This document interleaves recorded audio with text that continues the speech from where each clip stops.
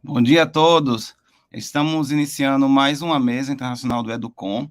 Esse é um grande evento, né, que tem sido brilhantemente organizado por vários anos pelo professor Bernard Charlot e pela professora Veleida, né, que são grandes acadêmicos aqui do nosso estado e que têm muito bem representado a educação no nosso país.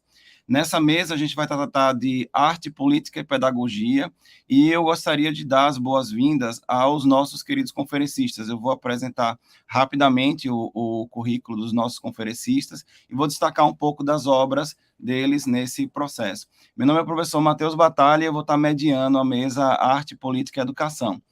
Primeiramente, eu gostaria de apresentar a professora Doris Summers. A professora Doris Summers, ela é professora e pesquisadora em literatura na Universidade de Harvard, onde ela também dirige a iniciativa de agentes culturais.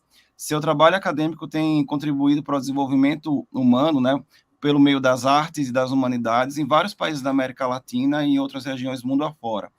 Um dos trabalhos mais importantes que a professora Doris tem feito ao longo dos últimos anos é o desenvolvimento do protocolo Pretexto, que é um programa de treinamento baseado em artes para o desenvolvimento da literatura, da leitura, do pensamento crítico e da cidadania. Essa tem sido uma poderosa ferramenta, né, que une a criatividade aos elementos críticos da realidade. E, com certeza, a gente transformou muitas vidas através desse protocolo. Entre as obras acadêmicas estão os livros Ficções Funcionais, os romances nacionais da América Latina, que é uma obra fundamental sobre romances que ajudaram a consolidar novas repúblicas. Prossiga com cautela ao se envolver com a literatura minoritária, sobre a retórica do particularismo, Estética Bilíngue, uma nova educação sentimental, e a obra de arte no mundo, Agência Cívica e Humanidades Públicas, onde estão analisadas as relações entre arte, política, educação e cultura. Seu trabalho em educação, formação de professores e cultura tem sido um pilar de inovação mundo afora. Eu vou fazer um breve resumo também do professor Bernard, antes de dizer algumas palavras em particular para cada um dos nossos conferencistas. O professor Bernard, ele é pedagogo e pesquisador em ciências da educação. Ele é professor emérito da Universidade de Paris 8, onde ele lecionou por muitos anos, e atualmente ele trabalha intensamente no programa de pós-graduação em educação da UFES. É uma enorme gratidão ao nosso Estado por todo o trabalho que o professor Bernard faz na UFES. Um dos seus livros mais conhecidos intitula-se La Mystification Pédagogique, no qual ele analisa o papel das escolas, suas realidades sociais e os processos ideológicos, apresentando que a educação como um campo de conflito, né, um campo de conflito político, em contraste com a imagem que a gente tem de neutralidade que o poder público tenta demonstrar ao longo dos anos. Esse livro, né, além de ter sido recebido, muito bem recebido pela comunidade acadêmica, ele foi traduzido por várias línguas e desde então tem sido uma referência para o debate entre política e educação. Ao longo da carreira, o professor Charlot organizou as pesquisas acadêmicas em vários programas de pós-graduação brasileiros e publicou outros 21 livros. O mais recente, que foi publicado em 2020, tanto na França quanto no Brasil, pela editora Cortez, intitula-se Educação e Barbárie.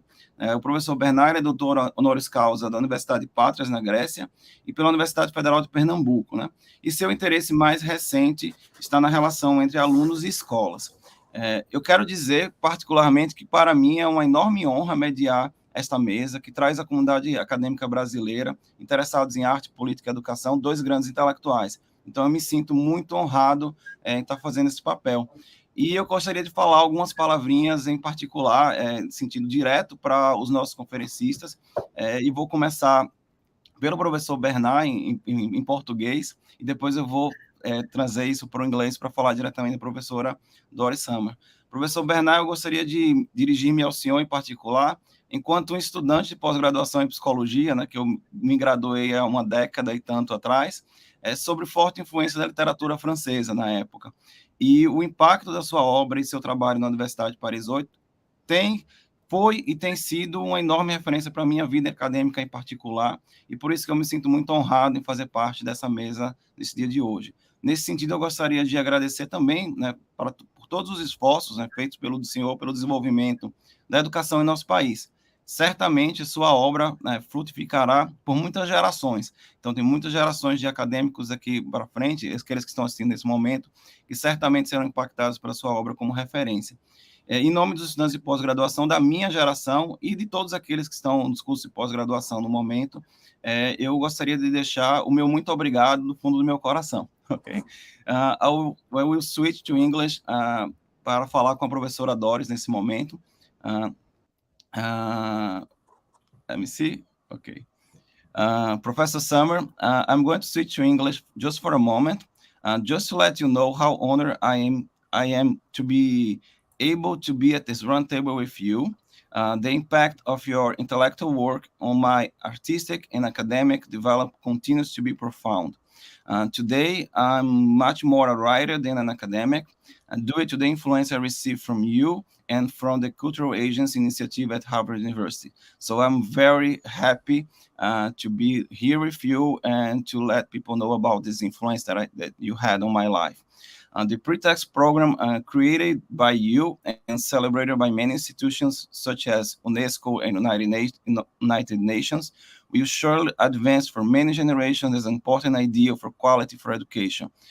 We have to emphasize that pretext is a powerful tool that really changed people's life, and one of the people that was changed was mine. So I'm very happy to say that. So thank you so much from the bottom of my heart, because you really illuminate many lives in Latin America, and you definitely will have an impact in Brazil and so on. So I'm going to switch back to Portuguese. Vou trocar para o português momentaneamente, né, após esse agradecimento pessoal à professora Summer, para dizer que a gente também conta, né, com a brilhante participação de Larissa Gomes, que faz parte do programa Inglês Sem Fronteiras da UFES. A Larissa está aqui, e se ela quiser, Larissa, traduzir o que eu falei em inglês brevemente, eu lhe agradeço para que todos possam compreender. Sim, obrigada, professor. Então, meu nome é Larissa, eu vou ajudar aqui na tradução, tanto da professora Doris, e o que for falado aqui para dizer para ela também. O professor Matheus fez um breve agradecimento para a professora Summer, que ela é, na verdade, uma inspiração para ele, e todo o trabalho que ela apresenta e que ela tem feito na Harvard University, na Universidade de Harvard, é de grande valia para toda essa área da educação. Gratidão, Larissa. Então, flores e incensos à parte, né, e a gratidão colocada para todos. Eu queria passar a palavra para a nossa primeira conferencista, que é a professora Summer. Tá? A gente estipulou um tempo mais ou menos de 20 minutos, mas não necessariamente precisa ser o tempo todo, né? Os nossos conferencistas podem ficar à vontade para fazer a intervenção que eles acharem necessário. E eu coloquei uma pergunta inicial só para a gente mover o debate, e eu vou fazer essa tradução, tá, Larissa? Se você me permitir rapidamente, né? Nossa pergunta inicial é por que a gente precisa pensar na relação entre arte, política e pedagogia no mundo atual?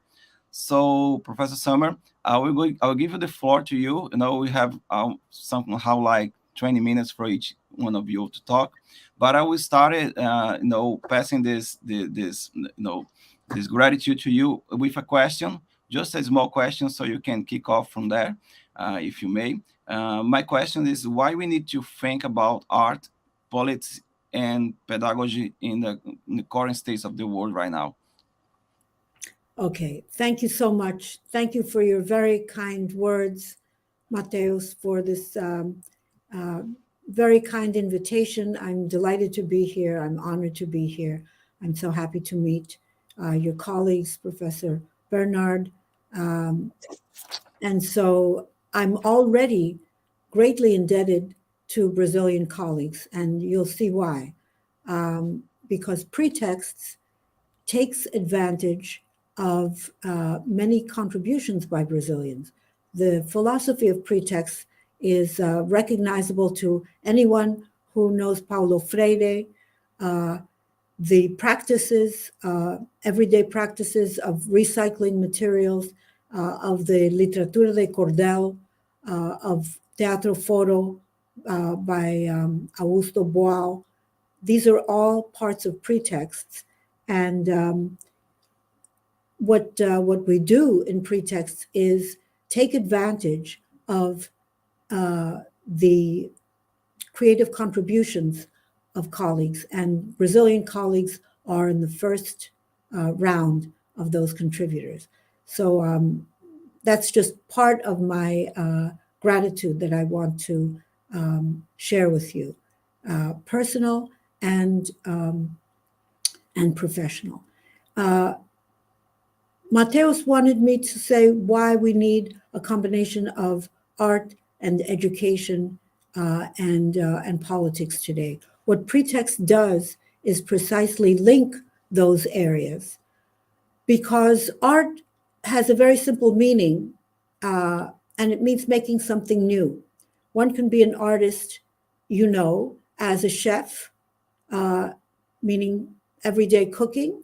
One can be an artist as a gardener. One can be an artist in an art gallery. John Dewey asked his readers in Art and Art as Experience, what's the difference between a sculptor and a mechanic? He said it's the material they work with, because the spirit of making something new, of turning something into something else, is art making, and it's a basic human faculty. My favorite theorist around that faculty is Friedrich Schiller, who was a disciple of Immanuel Kant and also an artist, a good poet and dramatist. And he said, during the terror of the French Revolution, he said, how do we avoid more terror? It's not responding to violence with violence. It's making something new, confusing and delighting the enemy.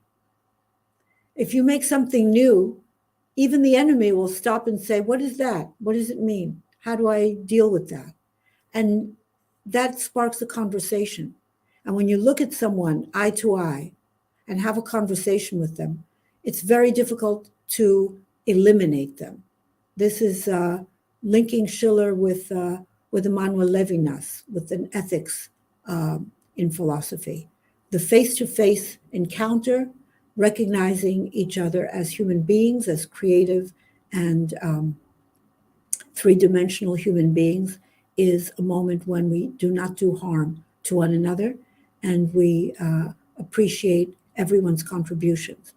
Larissa, I don't know if you want me to stop. Maybe I get, yes, maybe I just get a general idea to translate it for everyone. Então, ela simplesmente agradeceu pela presença, por estar aqui, está bastante honrada, e ela acredita que está até mesmo em débito com os profissionais brasileiros, e ela vai trazer, a professora Doris vai trazer trazendo a questão dos pretextos trazidos por Paulo Freire, a práticas que ele introduz e quais são as contribuições brasileiras que tem com relação à educação e à artes, né, com relação à política e à pedagogia. Então, ela traz a relação da arte como você fazer algo novo e como você consegue relacionar, qual seria a diferença de uma escultura para algo mecânico, que, na verdade, você vai trazer algo novo quando você cria a arte. Yeah. I'm not sure if I was clear, but the difference, the only difference between a sculptor and the only difference between an artist and a mechanic is the material they use. Sim, o uso material que você utiliza com relação à escultura e a parte mecânica, qual seria a diferença entre eles? Yes? That the point that Dewey was making was that we're all artists. Everyone is an artist. When you make something intentional, whether you are making a meal or making a mural, you are an artist. So if we can take that spirit into the classrooms and identify each student as an intellectual and an artist, they will make something new from the material. And in making something new, they master the material. Artists explore material. Go ahead. Os artistas, eles exploram a questão material. Então, mesmo você, quando você faz uma comida e também quando você cria um espelho, você está sendo artista. Então, para você está criando algo novo. Então, nós temos que trazer isso também para a sala de aula, no sentido de os alunos, eles também serem reconhecidos como intelectuais e que estão sendo artistas em sala de aula, trabalhando com esses materiais. Yeah. So the innovation in pretexts is to link the cognitive development, the intellectual development, with the artistic development, instead of separating one thing from the other and focusing on socio-emotional development, which is very important today. We make a connection because every time a student interprets a text, that interpretation is creative. So they're being both socio-emotional and intellectual when they make art from a text.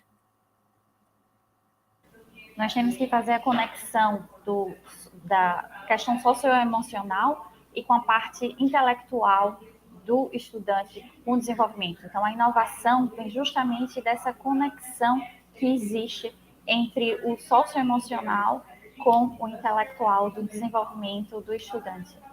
Yeah, good. So when Mateus asks why we need those connections today, we need them because we need to initiate a new Renaissance now.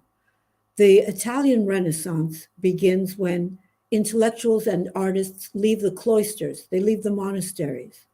They come out into the world to collaborate with bankers and politicians. Go ahead. Ok, obrigada. Então, nós temos que iniciar agora uma renovação também no sentido da pedagogia. A Renascença, ela surgiu na Itália quando nós tivemos os clérigos saindo dos mosteiros e entrando na questão das artes e da política. Então, nós precisamos trazer isso também para a questão da educação. Right. And so that combination we associate with the Renaissance, and we need that now. What we call in American English now wicked problems, complex problems, require interventions by collaborators, not by one discipline or another. So we don't want to distinguish between cognitive and socio-emotional development. The complexity is part of Renaissance. Yeah, go ahead. Nós não podemos distinguir justamente esses aspectos cognitivos dos socioemocionais. Deveremos sempre trabalhar numa questão de uma colaboração entre esses dois aspectos na educação. Yeah. So let me see if I can share my screen, please. Ela vai apresentar ela agora. I'm not sure I know how to share the screen.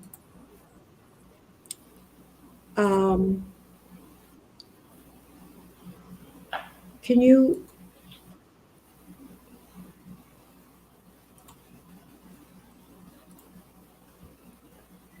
Okay, I won't share the screen, but if you go to the website for cultural aid for pretexts, you will see a gear system. Un engranaje. Yeah. Go ahead.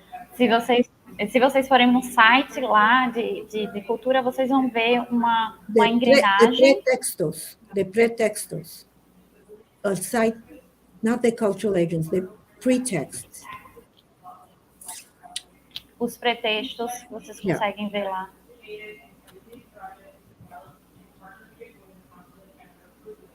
I just wrote it in the chat.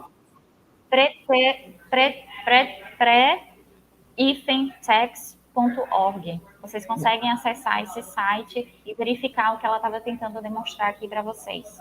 Yeah. Com a apresentação da tela. Yeah. Maybe I can ask you to go there and share, Marisa.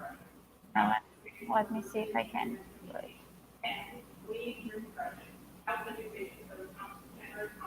One second.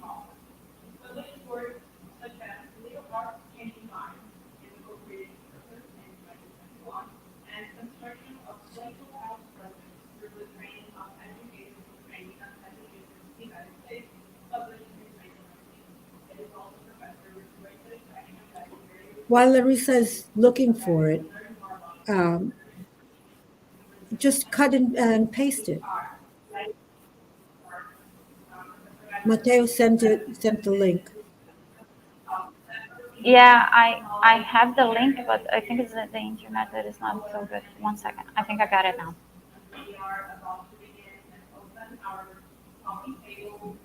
Can you all see it? No. Okay, there it is. No. There it is. Yeah, make it a little bigger, please, if you can expand the screen. Yes. But the idea, move it down so that everyone can see the whole gear system. So the idea, yeah, not that far down. I want to see the gear system. Yeah. Yeah. Okay. So the idea here is that literacy, reading, the intellectual work, is moving the innovation work. The red is innovation, and that is art, interpretation, because when we read, we interpret. Go ahead. Aqui a gente está vendo que a prática literária funciona num sistema de engrenagem, né? Então está tudo interconectado. A partir dos pretextos, nós temos aqui a parte cívica, literária e a inovação. Yeah, but because reading means interpreting, the artistic response to literature is natural. You interpret something. Go ahead. Ler significa interpretar, né? Então é justamente essa questão da interpretação que está no sentido da leitura. Right. So when we interpret everything, we make new things, and they're all different. Each student makes a different interpretation. Sempre que quando nós estamos interpretando, nós estamos fazendo novas coisas, porque cada estudante vai interpretar de uma maneira diferente aquilo que ele está lendo. So difference is no longer an error. Difference is richness. Então, a diferença não é mais uma área, é algo mais interconectado com os demais. No, difference is no longer a mistake. It's not an error. Sorry.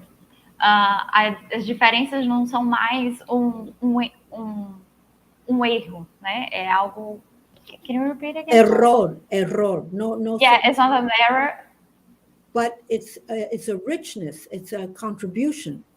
É uma riqueza, é uma contribuição e não mais um erro. Okay. So if it's a contribution, then we all admire one another. Então, se é uma contribuição, todos nós nos admiramos um ao outro. That's the civic part. E essa é a questão da parte cívica. Okay. So you have this gear system. Each gear moves the others. Nesse sistema de engrenagem, cada engrenagem vai mover uma outra. Right. Okay, let's go to the how page. If you go to the top bar, look at how.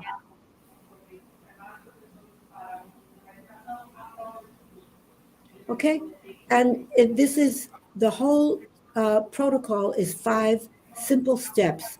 We make icebreakers, and here we use the inspiration of Augusto Boal, the games for actors and non-actors. Remember that book? Jogos para artistas, actores y no actores. That's icebreakers. Then go down to step 1. Aqui no protocolo nós temos 5 passos relacionados ao livro de Augusto Boal, né? De autores e não atores, aqui relacionado ao primeiro passo. And that is to read out loud. To read out loud while other people are working at tables. Nesse primeiro passo, as pessoas têm que ler em voz alta enquanto os outros estão numa mesma mesa, né? And this comes from the tobacco industry. workers used to make cigars while a professional reader would read to them. Isso está relacionado à questão na época da indústria, enquanto os professores, eles fumavam cigarro? No, professores não. Lector profissional. We say a teacher as well. Is the same translation? Instrutor, do you mean? No. Leitor profissional. Lector is not an instructor. It's just someone who reads. He's an actor. Ok, sorry. Ok, thank you. Então, leitor profissional no sentido que eles leriam para os estudantes em voz alta. No, os trabalhadores. Os trabalhadores. Sí, no son estudiantes. Son trabajadores. And instead of making tobacco today, we make books out of cardboard. That's the Cartonera project. Yeah. Yeah, certo. Então, ao invés de eles fazerem cigarros, eles produziriam os livros. De cartão. O cartão, sim. Yeah. Okay. And let's go to the next step. Number 2. Okay, and then what happens? We hear a text, and then everyone asks the text a question. Nesse segundo passo, nós todos leriam um texto e fariam uma pergunta relacionada ao texto. No leemos el texto, escuchamos el texto. Pergunta ao texto uma pergunta. Né? Faz uma pergunta ao texto. Okay, we didn't read the text, we just heard it, and then we asked the text a question. Foi apenas lido o texto e agora escutado o texto, perdão, e agora eles farão uma pergunta ao texto. Yeah.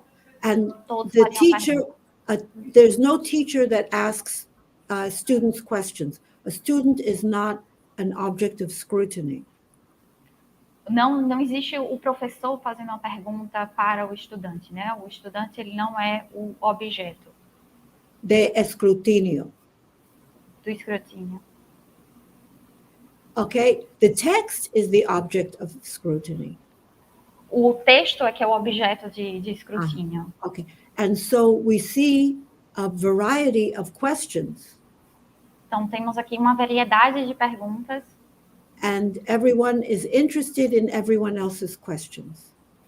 Todo mundo está interessado nas perguntas que os outros fazem ao texto. Okay, again, this is the civic dimension.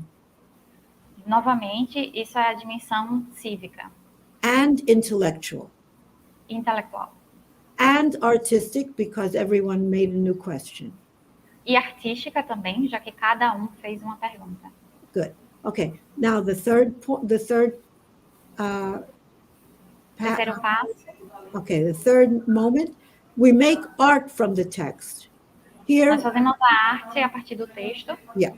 So here we make drama. We can make drawings. We can do dance. We can make cooking. We can do many things. Just make any art from the text. Nessa parte você pode fazer qualquer arte a partir do texto. Então você poderia fazer um drama, uma dança, pode cozinhar, qualquer coisa que seja relacionada à arte pelo texto. Right. So we process the text through another medium. Então acabamos processando o texto através de uma outra mídia. Exactly. And the fourth moment, go to the fourth moment. E no quarto momento, okay, we make a circle and we ask, what did we do? Fazemos um círculo, então perguntamos o que nós fizemos. Que nós fizemos? And everyone has to make a reflection. E todo mundo tem que então fazer uma reflexão sobre a pergunta. Okay, so just to oblige everyone to speak is another moment of civics. Então, a partir do momento que você obriga todo mundo a falar, é um outro momento da esfera cívica. Yeah, and intellectual because we make deeper and deeper reflections. E intelectual também, já que nós estamos fazendo cada vez mais reflexões mais profundas. Yeah, and the last moment. E no último momento. Yeah, number 5. go off on a tangent. You know, explore por una tangente. Sim, explorar a questão, sair por uma tangente. Exactly. So instead of telling students not to go off on tangents, which... Go ahead. Então, ao invés de falar para os estudantes para eles saírem por uma tangente. Yeah, because many teachers tell students not to go off on tangents, right? Porque muitos professores, eles falam para os alunos eles não saírem pela tangente. Yeah, but we say, go use your curiosity, read more, and bring something back to the class. Mas, na verdade, nós dizemos para que os estudantes, eles usem sua curiosidade, leiam mais e vão atrás de mais informações. Exactly. E informações muito diversas. Yeah? So, here you see la literatura de cordel. You saw it with the questions too. Here again, we're students of Brazil. Here we are in Nairobi and in Bahamas, and we all use Brazilian contributions to good popular education. And I'll end here. I think I used up my time, and I'm very grateful to you, Larissa, for accompanying me. I'm sorry if I couldn't do it specifically everything in the right way. No, it's fine. Go ahead. Ok, só para traduzir a parte final que a professora Doris comentou, ela falou que a questão das contribuições brasileiras como a literatura de cordel, como é utilizada em Nairobi e what was the other? Bahamas, everywhere, in China. Bahamas, em China, e na verdade em todos os lugares que é possível utilizar as contribuições brasileiras. See, okay. And my sincere thanks to you and to our hosts. Muito obrigada pelos participantes aqui da mesa, pelos nossos anfitriões aqui. Thank you.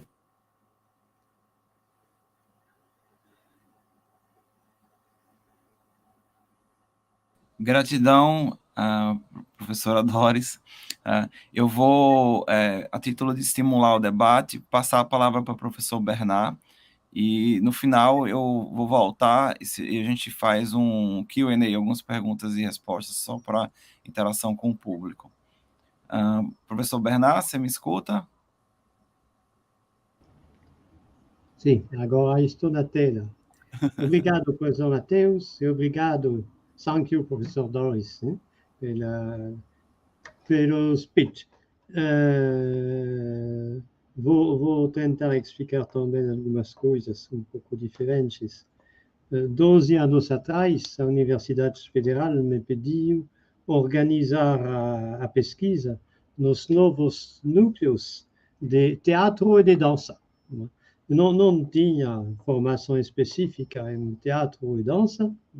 Eu pertenço à área da pedagogia, mas isso me deu a oportunidade de refletir um pouco sobre as relações entre arte e pedagogia.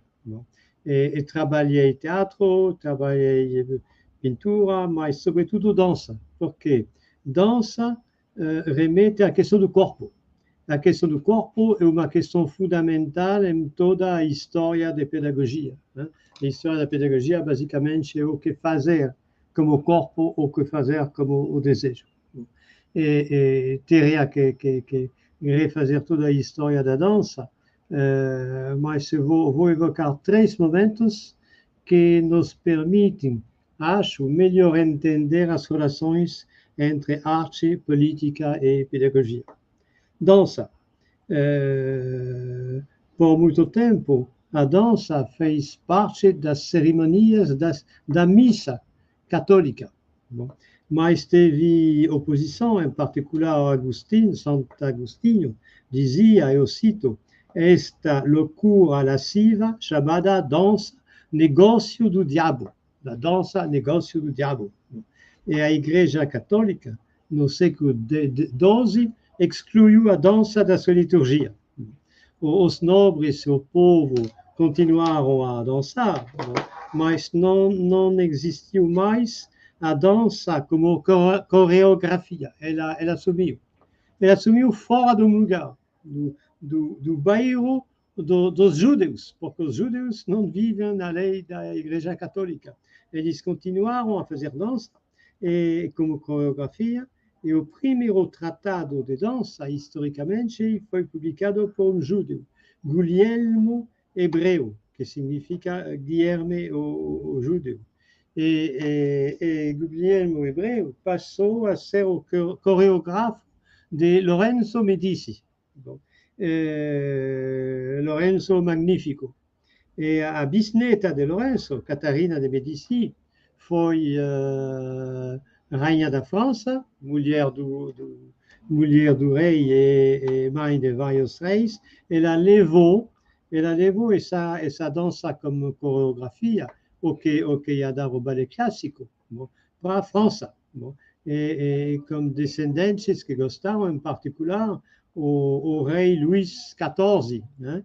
que teve como apelido o Rei Sol. Bom, Rei Sol, por quê? Porque era sol para iluminar a sociedade, era uma palavra política, mas também porque ele adorava dançar, ele dançou o papel do sol. Bom, assim nasceu o ballet clássico, que depois foi levado por um francês para o Bolshoi, na Rússia.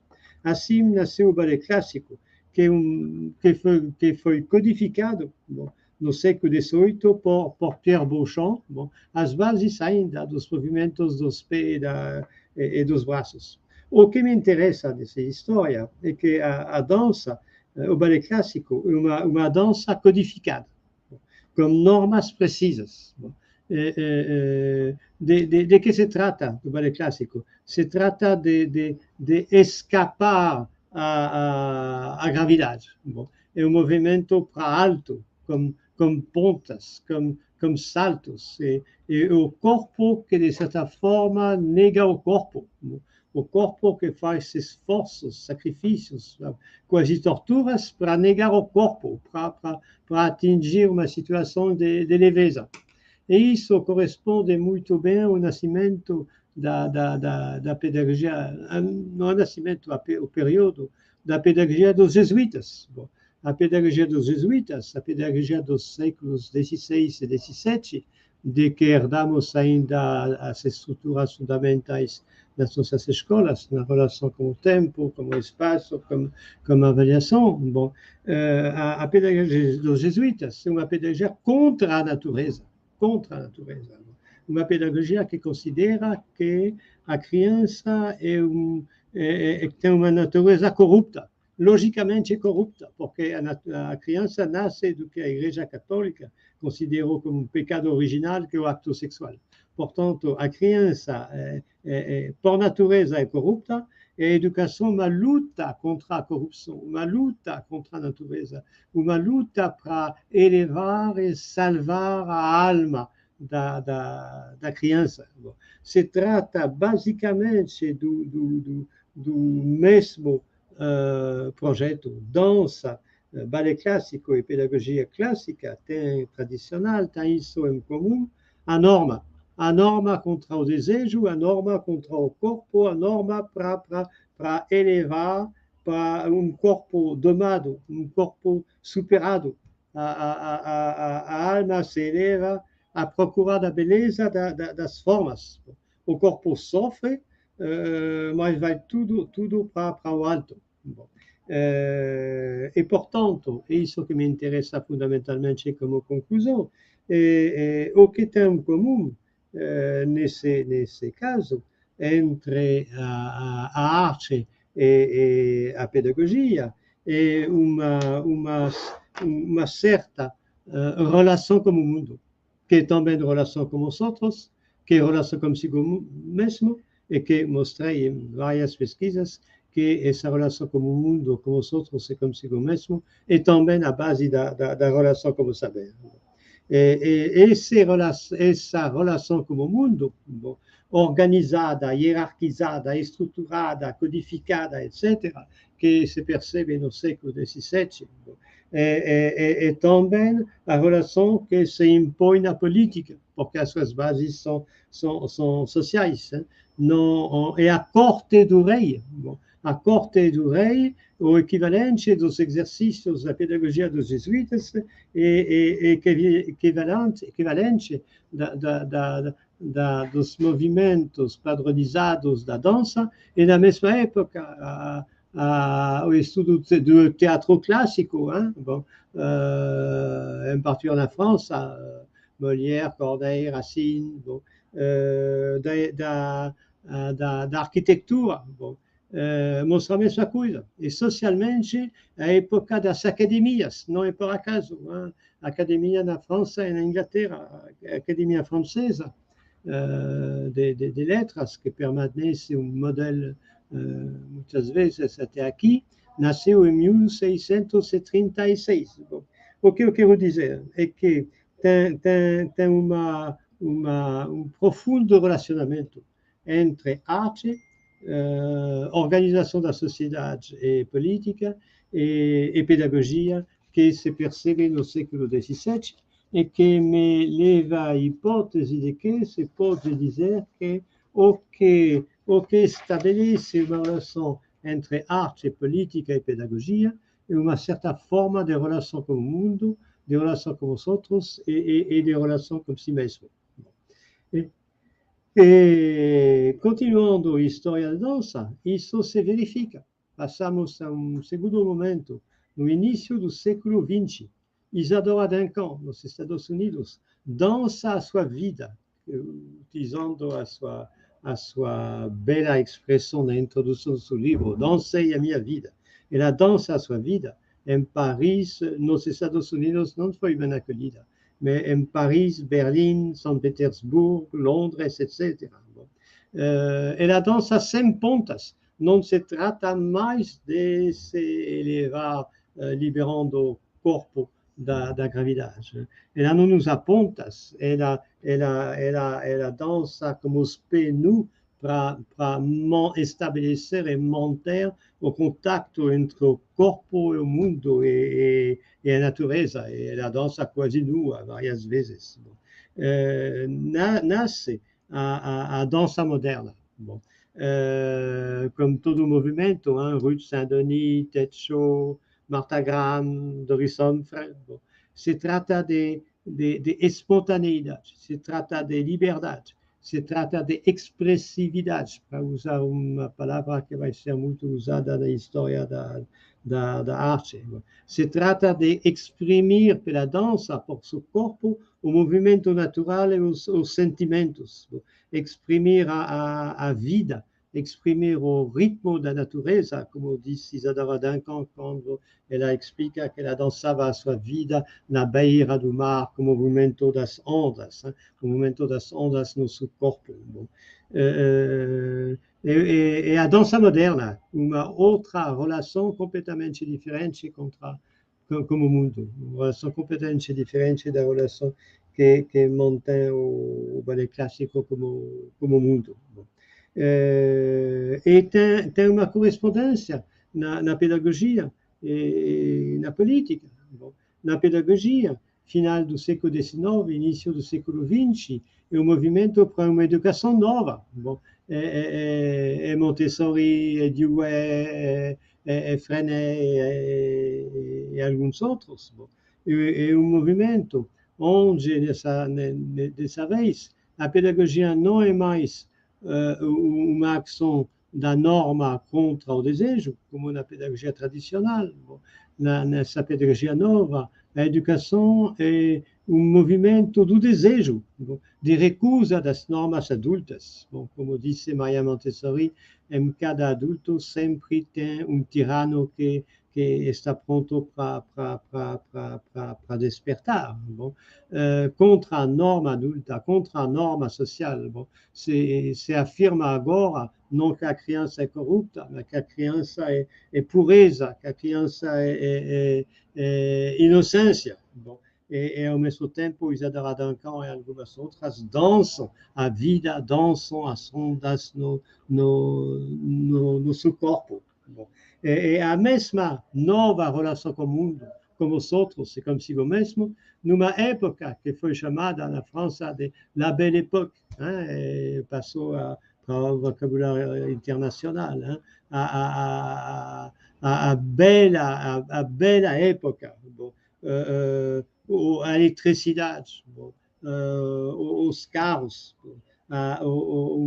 uma esperança de novo mundo, de progresso, bom, que vai sobreviver até a Primeira Guerra Mundial. Bom, isso, e se poderia evocar outras coisas, a pintura contra o academismo do século XVII aparece o cubismo, o fauvismo e o expressionismo dos inícios do século XX, o teatro que muda também, né?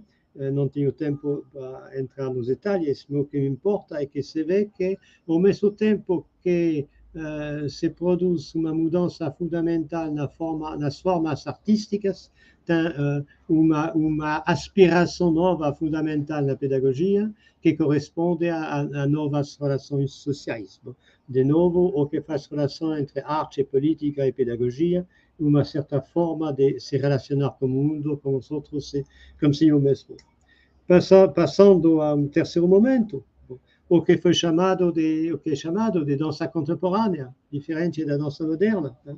Em 1953, Merce Cunningham, que era o primeiro bailarino do grupo de dança moderna de Martha Graham, deixa a companhia de Martha Graham e cria a sua própria companhia, afirmando que ele não quer mais dançar para exprimir sentimentos, emoções, como na dança moderna, ou para visar a harmonia, como no ballet clássico. Ele quer dançar para dançar.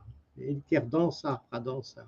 Ele afirma que a dança vale MC, que a dança é uma arte do movimento MC que não está servindo para outra coisa, expressão, movimento, harmonia, etc. E de novo, uma mudança importante. E na mesma época, o teatro deixa a ideia de contar uma história, né? Ionesco, Beckett, etc. O teatro vale pelo próprio teatro. A pintura deixa da própria ideia de arte, e o ready-made de Marcel Duchamp, são objetos de vida cotidiana, até vulgares, que são reorganizados como objetos de arte. A arte exprime essa ideia que o que vale a arte MC é que a arte não tem que visar a harmonia e outras coisas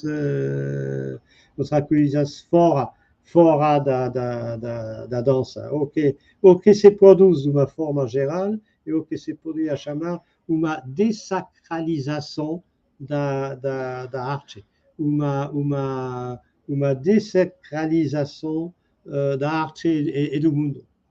E acho que tem uma relação com a pedagogia atual, como o fato de que, como escrevi, não há pedagogia contemporânea.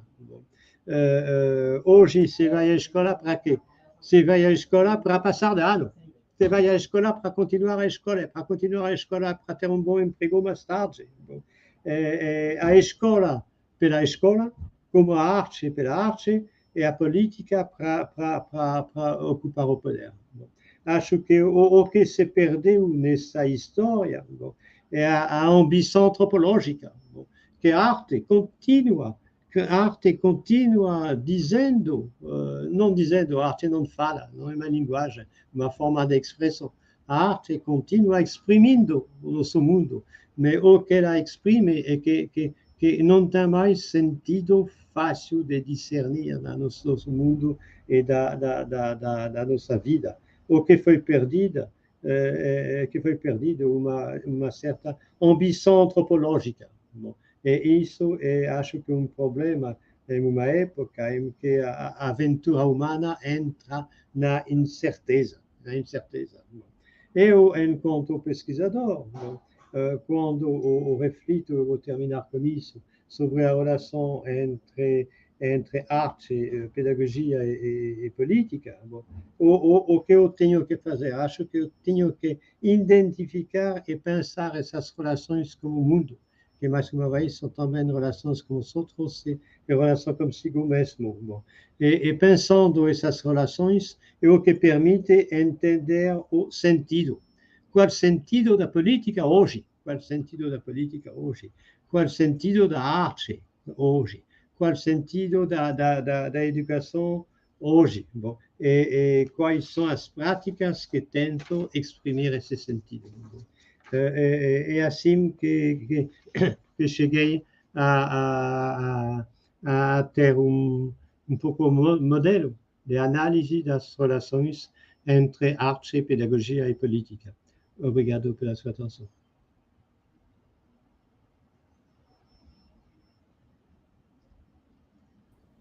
Gratidão, professor Bernard. E eu vou estimular aqui o debate entre você e a professora Doris, com uma pergunta que é fundamental, acho que para todo mundo que está assistindo nesse momento, né? Que é a seguinte pergunta. A gente vive hoje num mundo de profundas divisões, né? E essas divisões, elas são divisões muitas vezes originadas no campo político. Então, minha pergunta é a seguinte: como que a gente pode utilizar a arte ou seus mecanismos para tentar sanar essas divisões do ponto de vista político que nós estamos enfrentando, não só no Brasil, mas inclusive em outros países? Deixa eu só pedir para a professora Summer voltar. Thank you. Okay. You need me to translate, Doris? I think so. Yeah. Larissa. Okay. I want to go back to the model of Friedrich Schiller. Okay. Schiller was a revolutionary his whole life, and then was witness to the terror in the French Revolution. That's when Schiller. Friedrich Schiller, yeah. May I? Yeah. Então, Friedrich Schiller, ele foi revolucionário, revolutionary? The French Revolution. Yeah, in the French Revolution. He Na Revolução Francesa. And then when the terror happened, quando o terror aconteceu, he was in a crisis. Ele então entrou numa crise. Ele estava numa crise. Yeah. That's when he wrote Aesthetic Education. Foi quando ele escreveu a obra de estética na educação. Estética como educação. Como educação. As education. Yeah. So why? He said, it doesn't look urgent, but it is urgent. Não parece urgente, mas na verdade é urgente. Yeah. Because if you respond to violence with more violence, you get into a spiral that Foucault described. Yeah. Se você responder à violência com mais violência, você vai entrar numa espiral que Foucault descreve. Yeah. So, if you can respond to violence with art, then you stop people. Se você consegue responder à violência com arte, você consegue parar as pessoas. Yeah, because they're interested and confused. Porque eles estão interessados e confusos. So they ask, what is this? E eles acabam se perguntando o que é isso. And once you have a conversation, e quando você tem então uma conversa, it's difficult to kill someone. É difícil você matar alguém. Okay. So, this is one of the resources that we have today when there's no conversation, when people are polarized. If we can make art together and admire each other's creations, we begin to recognize one another as human beings whom we don't want to kill. Então, nós temos isso como uma forma de um recurso e nós podemos reconhecer um ao outro como seres humanos e não entraremos nessa espiral de matar um ao outro. Yeah.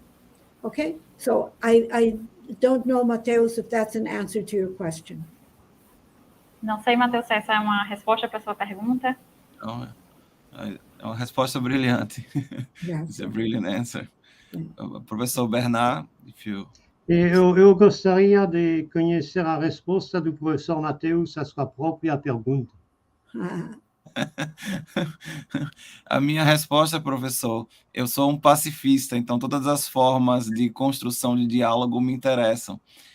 E a arte como uma possibilidade de construção para o diálogo pela curiosidade me interessa muito. É por isso que eu escrevo todo dia. Eu sei, mas eu concordo do ponto de vista teórico. Eu concordo do ponto de vista ideológico. Mas o problema fundamental é que quando eu vejo desses candidatos, bom, eu penso no nihilismo. Yeah. Entende? E a dificuldade não é dizer não se deve matar, não se deve entrar na violência. A dificuldade é conseguir não fazer em algumas circunstâncias como neste momento no Brasil. Okay. May I respond to that, please? We are educators. We don't have the luxury to be pessimists. We cannot be nihilists. Otherwise, we're not educators. So that's my challenge to you, Professor Bernard. And where do we do this? We don't do this in, at public debates or on the streets. We do this in classrooms. If a teacher says to a group of students, ask the text a question, there's no authority in one person. Everyone is a piece of the authority. And then when we make art from a text and from the questions, everyone is a constructor of a new thing. That's why we can generate civics from making art. When I'll let Larissa translate. Larissa? Professora Doris, respondendo ao professor Bernardo, ela fala que, na verdade, somos educadores e aonde nós temos que fazer, então, a questão da educação não é em debates públicos, mas sim em salas de aula. Todo mundo é um pedaço de uma autoridade e através, nós vamos gerar a questão da civilidade, né, da questão cívica, através da educação. Yeah, but two details that I would like to bring back. One is that an educator cannot be a nihilist, okay? Educador, ele não pode ser niilista. Okay, and the other is that when children are the authors of questions and of works of art, there's no dictator, there's no one right answer, and people admire each other. Então, quando os alunos eles são os questionadores das suas próprias perguntas, você não tem uma ditadura, você não tem alguém dizendo o que eles deveriam fazer. Yeah. Eu concordo, professor Doris, mas enquanto filósofo ainda tenho um problema. Neste momento no Brasil, temos presidente que é símbolo da violência, da recusa da cultura e da educação. E, apesar disso, há alguns artistas que defendem ele, há alguns professores que defendem ele. E, portanto, depois de afirmar a posição básica, com a qual eu concordo totalmente, eu fico na frente desse mistério, dessa contradição forte. Okay. So here's my my thoughts about that. I do not want to put my faith in any one president, in any one artist, in any one teacher, because democracy is not about person. Go ahead. Larissa? Eu não coloco minha fé em nenhum presidente, em nenhum artista, em nenhum educador, né? Porque a democracia is protocol, não not person. É um protocolo, não é pessoal. Yeah. Sim, mas professor Doris, eu insisto, como alguém que é artista, como alguém que é educador, pode defender presidente que defende a tortura. Okay. I'll tell you how. Vou te dizer como. Okay. Because they already have the answer. They already have the answer. If you go into a classroom and say, here is a text, it can be a terrible text. It can be racist and sexist and murderous. It can be a terrible text. But if you go into a classroom with a text and say to everyone, we all ask a question, you have deauthorized the text. Yeah. Ela disse que, na verdade, nós já temos a resposta quando o professor chega em sala de aula com um texto, pode ser um texto terrível sobre coisas das mais barbáries que existem, e você já tem lá a resposta. Já tem... No. No, Larissa. What was the rest of it? Okay. If you go in the end of it with a murderous text, and you ask everyone, you tell everyone to ask a question, you do not have the power over the text anymore. There's no one right reading. Tem uma questão interessante Se que o você... Mateus lá no chat. A arte em si seria uma forma de resistência à barbárie no cenário de formação e de educação? Acho que sim, Mateus. Yeah, because art multiplies meanings. Not because it has the right answer. Significados. Você não tem um significado único, correto. Larissa... Acho que a barbárie é a recusa de reconhecer outro como sendo completamente e plenamente humano. E, portanto, a educação é o contrário da barbárie.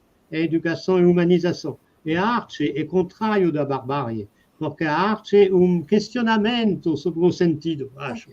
Questionamento fundamental sobre o sentido. E quem se questiona não vai entrar na violência. Entra na violência quem já tem resposta, que não se questiona. Ainda mais quando é uma resposta religiosa ao nome do absoluto. Portanto, acho que arte e educação são o contrário da barbárie. Okay.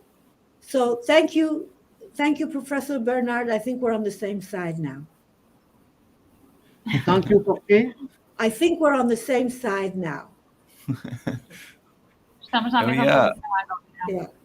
Eu ia só complementar, eu acho que é fundamental essa questão que a professora Doris falou, da autoridade do professor, né? De quando a gente impõe alguma coisa no contexto da sala de aula e a gente cria um ambiente de que todas as respostas são, sabe, as respostas certas só estão com o professor.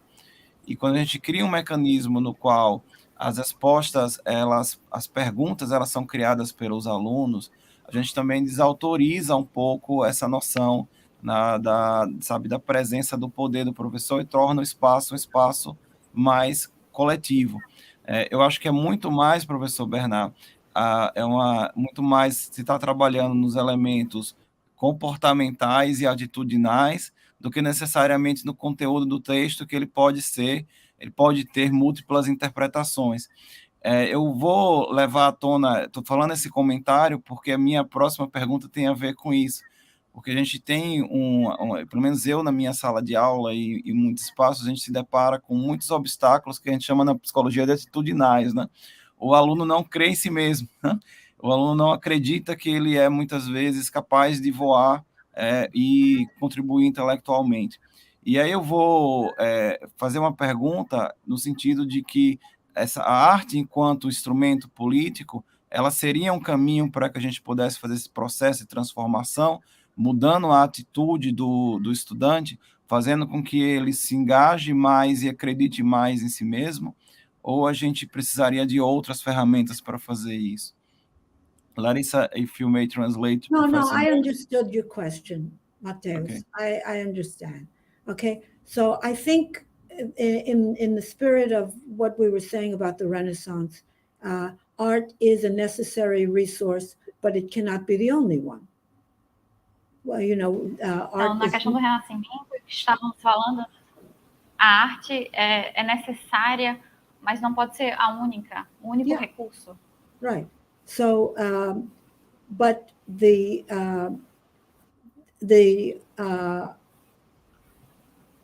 innovation here, the reason I think that we're talking about art and the classroom is that it's very often the missing resource. A questão que nós estamos falando de arte em sala de aula, que nós estamos faltando com relação aos recursos. Yes? It's the one that is very often left out. It's missing. Que está faltando em sala de aula, justamente. Faltando. Okay. Yeah, that's what I want to say. And the difference between thinking of art as something to be beautiful or professional or with lasting products is very different from the idea of art as an everyday practice. And I want to defend art as an everyday practice, because if we don't use art as participatory, as behavioral change, then we are fetishizing art and not taking advantage of its dynamic. Fazendo um resumo aqui, o que a professora Doris está argumentando é a necessidade de incorporarmos a arte na nossa prática diária, que somente assim nós vamos, então, modificar o nosso comportamento e as demais características do nosso entorno também. And tiene que ser participativa. Isso, temos que ser participativo, né, com a arte, nessa prática. Yeah, because otherwise we lose the opportunity for collaboration and for self-criticism. Yeah. Vamos perder a oportunidade de colaboração, de autocrítica. Yeah. Yeah. I see a very nice note there. That we leave the role of teacher as explicator. I think we have readers of El Maestro Ignorante here. It's my favorite book, de Roncière, no? Le Maître Ignorant is my favorite book. Yeah. Professor Ignorante. Sim, o livro favorito. Professor Bernard? Acho que a arte é uma forma específica de viver o mundo. Portanto, de perceber o mundo, de exprimir o mundo, de perguntar o mundo, uma forma ao mesmo tempo específica e que não pode não ter relações com as outras formas de viver o mundo. Porque, como tentei dizer, é a questão de uma relação fundamental com o mundo, com os outros e consigo mesmo. A arte tem uma característica, é uma pergunta, né? Como Gisela está dizendo lá nos comentários. A arte é uma pergunta, uma incerteza, a arte é um ponto de interrogação, mas, ao mesmo tempo, a arte é uma resposta forte. Ao mesmo tempo, uma resposta forte de quem faz arte é um enorme ponto de interrogação. E isso abre a possibilidade de um diálogo sobre o que é importante na vida. A arte é o contrário do útil. Eu lembro, 12 anos atrás, quando abri esse campus de arte de UFIS, comecei dizendo a arte não serve para nada. Metade da sala se levantou e saiu indignada. Antes de eu continuar, a arte não serve para nada e por isso que é importante. A arte nos salva da pressão da questão serve para quê? Okay. E para levantar uma questão mais fundamental, é importante para que a arte não para de levantar essa questão. É importante para quê? Importante para quê? E propõe resposta, uma resposta aberta. É assim que vivo a questão da arte e da sua relação com a pedagogia. Muitas vezes gostaria que a pedagogia fosse também isso. Yeah. I want to make a footnote here. Eu quero fazer uma nota de rodapé aqui, rapidinho. Yeah. I want to say that we're working in Pretext, we're working with Pope Francis's project in pedagogy. In Fratelli Tutti, he has a project called Scola Occurrentes, and we're working with him. Yeah. E estamos trabalhando a questão dos pretextos com Paulo Francis. El Papa. The Pope. The Larissa, Pope. já ouvi falar, então Papa. El Papa Francisco. Okay. So what? Trabalhar a questão da pedagogia. Okay, so El Papa Francisco has 3 main themes he wants us to think about. He wants us to Então, o work. Papa Francisco, ele tem 3 temas que queremos pensar a respeito. Okay. Because we're talking about what is art useful for. So one theme is economics. Porque temos que falar o que é que a arte é útil para quê, né? Uma primeira coisa é a questão da economia. La segunda, política. Segunda, Okay. política. Okay. La tercera, inutilidad. E a Uselessness. terceira, a inutilidade. Okay? Because he understands what art means. Ele entende o que é que significa a arte. He understands the need for disinterest. Ele entende a necessidade para o desinteresse. To train judgment. Para treinar o julgamento. Yeah. So for the Pope to say there are 3 main themes and one is uselessness, this is a game changer. Para o Papa dizer que temos 3 coisas necessárias e uma delas sendo a inutilidade, isso é um jogo que é completamente diferente, né? Muda o jogo. Sim, mas você esqueceu da religião. Assim é.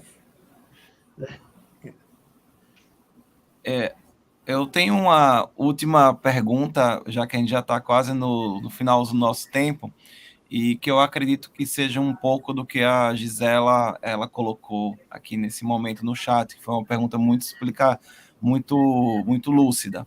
A gente está falando nesse momento para uma geração nova de futuros professores. O público do Educon, em sua grande maioria, são professores ou estudantes de pós-graduação Brasil afora. E eu acredito que, como aconteceu comigo, quando eu fiz a minha pós-graduação, o nosso modelo de educação, pelo menos o ser professor, era um modelo extremamente tradicional. Nós emulamos a autoridade, nós entramos com o conhecimento na sala de aula, nós explicamos o conhecimento, e muitas vezes nós temos as respostas corretas prontas, pelo menos essa é a minha experiência com o meu grupo de professores, falando aqui uma década há tanto atrás. Nós vivemos um novo momento hoje, no qual o professor ele precisa de muitos outros recursos, né, para simplesmente não ser a resposta certa e engajar os alunos, os seus alunos nesse processo de transformação tão necessário para o nosso país, haja vista as grandes divisões que nós estamos enfrentando. Então, minha pergunta como a gente pode estar formando essa nova geração de professores que vem pela frente, sabendo de antemão que a gente não pode ser mais o professor explicativo, que a gente precisa transformar essa mentalidade do professor explicativo para um professor muito mais colaborativo, ou nos próprios dizeres do Vygotsky, né, uma pessoa capaz de mediar o conhecimento. Então, deixo essa pergunta final para os nossos 2 conferencistas, com meu muitíssimo obrigado do fundo do meu coração aos 2, e eu vou fazer uma nota de rodapé, como diz a professora Doris, agradecer a professora Veleida, porque sem ela, sem o trabalho dela, a gente não conseguiria estar aqui hoje. Então, e ela tem eu tenho uma gratidão enorme, professora Veleida, nesse sentido, e ela me pediu um recado, para todo mundo clicar lá e se inscrever no canal do Educon, para que esse vídeo possa chegar a muito mais pessoas no Brasil. E deixo essa pergunta, assim, como é que a gente pode tá formando essa nova geração de professores que vem aqui para frente, entendendo que a arte ela é necessária e entendendo que outras ferramentas são necessárias também para a gente não formar um professor explicativo. Okay, empiezo yo? Should I start? Yeah? Okay. Go ahead. Okay, thank you. Thank you. Thank you. Also, I add my thanks to Professor Veleda and to the whole team. I'm so happy to be in this conversation with Professor Bernard, with Mateus, with Larissa. I think it's a difficult question, Mateus, with an easy answer. É uma pergunta difícil, mas com uma resposta fácil. Fácil. Para mim, the answer is pretextos. Para mim, a resposta é pretextos. Because it is the protocol. It doesn't depend on any one person. It's like democracy. It depends on simple rules. Porque é o protocolo, não depende de uma única pessoa, são simplesmente as regras. Yeah. I will tell you that the president of the public university in Concepción, Paraguay, who participated in training, because I have to work with the decision makers, he said about pretext, que peca de sencillo. Okay, I don't know if that translates well into Portuguese. Peca de sencillo. It sins through simplicity. Yeah. It sins through simplicity? It sins. Pecar. Sins. Oh, sins. Peca pela simplicidade. Peca, exato. O professor do Paraguai que ensinou isso. No, el rector de la universidad. Ajá. Peca de sencillo.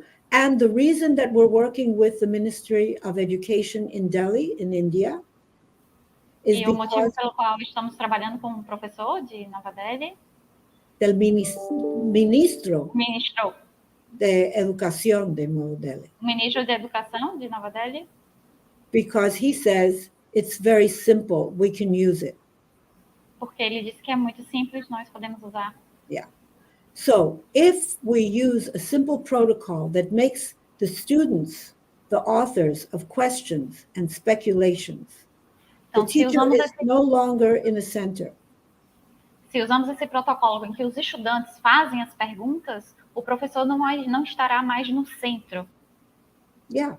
And the teacher works less and achieves more. Então o professor vai trabalhar menos, mas vai alcançar mais.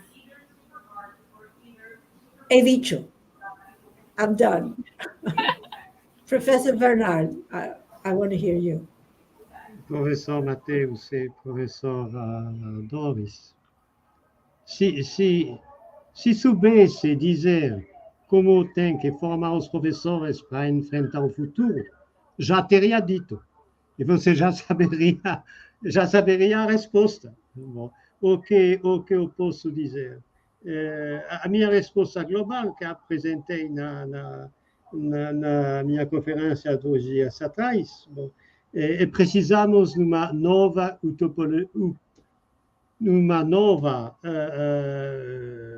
utopia antropológica. Bom, não é possível educar.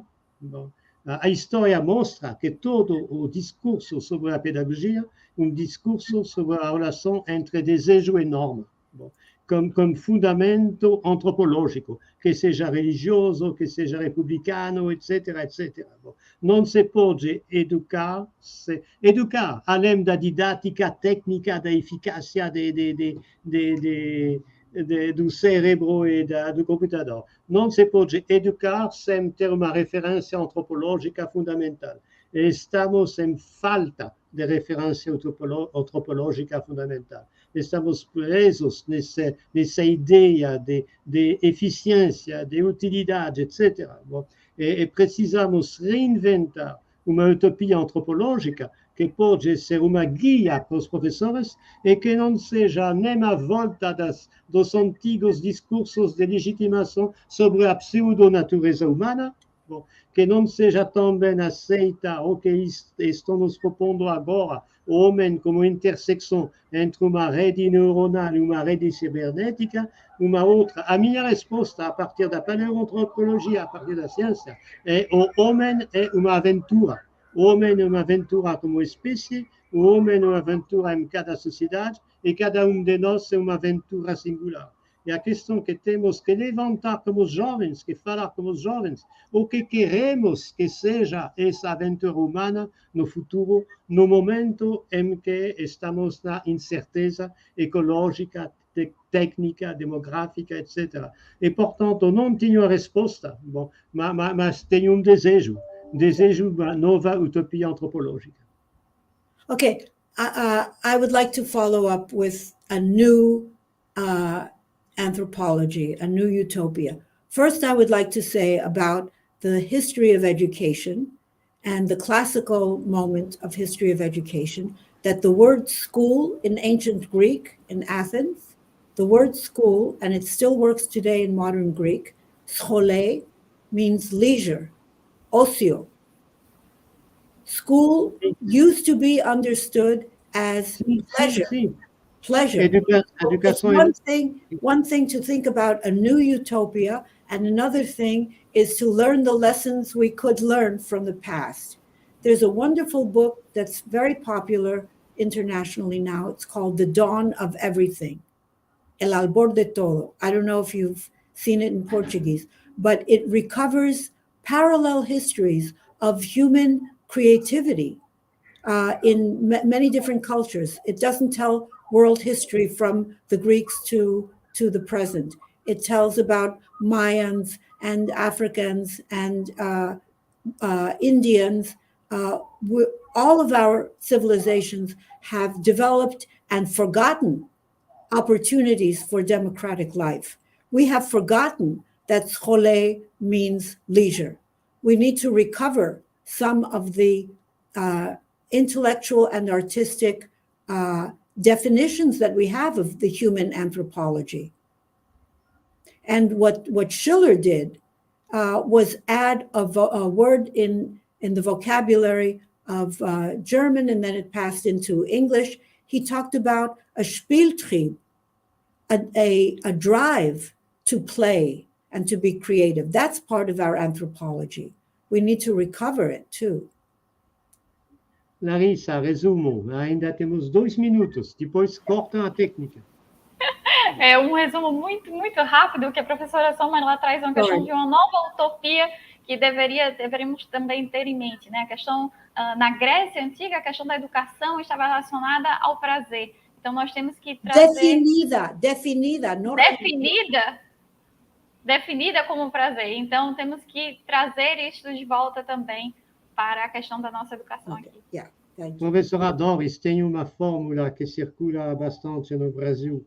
A equação pedagógica, aprender, igual atividade intelectual, mais sentido, mais prazer. Eso. Atividade intelectual, mais sentido, mais prazer. Acho que a questão fundamental é a solução. Eso. And that's why we have the gear system with literacy, art, and civics. They work together. Exactly. Por isso que temos justamente o sistema de engrenagem, né? De literacidade, de cívica e inovação. Mateus, professor Mateus, você tem que fechar agora. Na verdade, eu vou fechar com um pensamento que eu sempre guardo na minha cabeça, quando eu digo o seguinte: a jornada é o destino.